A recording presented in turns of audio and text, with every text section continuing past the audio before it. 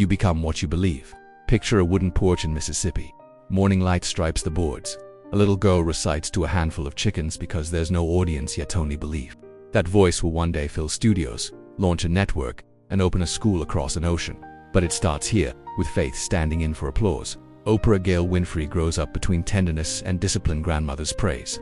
Mother's hard edges in Milwaukee, father's curfews and book reports in Nashville. At 17, she's on AM radio. By 19, she's reading TV news. The desk feels like a tight suit. Then a local talk show gives her the room she needs. She listens and the city leans in. Chicago, 1984, a failing morning show. No budget to hide behind, just the choice to meet people where they are. Within months, AM Chicago rises from the basement to the roof. By 1986, it carries her name. And here's the quiet pivot. She forms Harpo and moves from talent to owner. The show becomes the engine, not the whole car. Trust fuels audience. Audience becomes leverage. Leverage buys equity and distribution. Equity funds service. Service deepens trust. The wheel turns. Lesson 1. Own the frame. Book club turns a recommendation into a cultural economy. Favorite things becomes a trust dividend for viewers and small businesses. Spin-offs extend the ecosystem. The Oprah magazine makes the voice a monthly habit.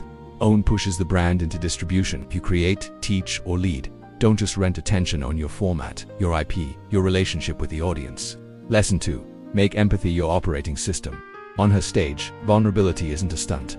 It's structure. She listens with her whole body and asks questions that uncover truth instead of performing it. Audiences feel safe enough to say the unsayable. Millions at home feel less alone. Philanthropy becomes a loop, not a press release. Angel network. Scholarships, disaster relief, and a leadership academy in South Africa where laughter sounds like possibility. Metrics matter, but dignity compounds.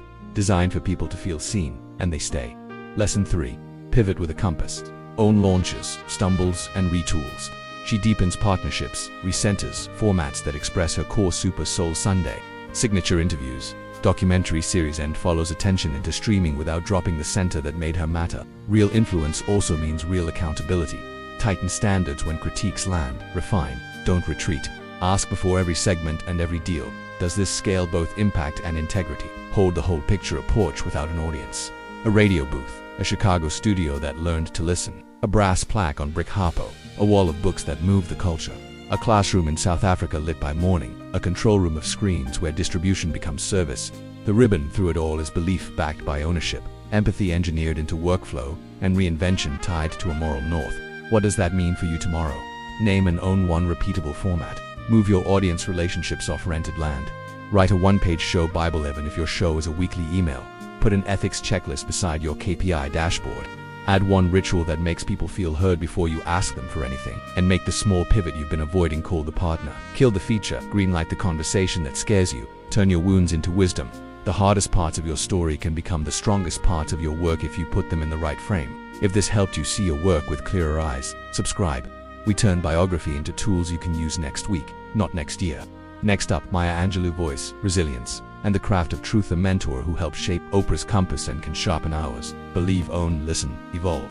I'll see you in the next one.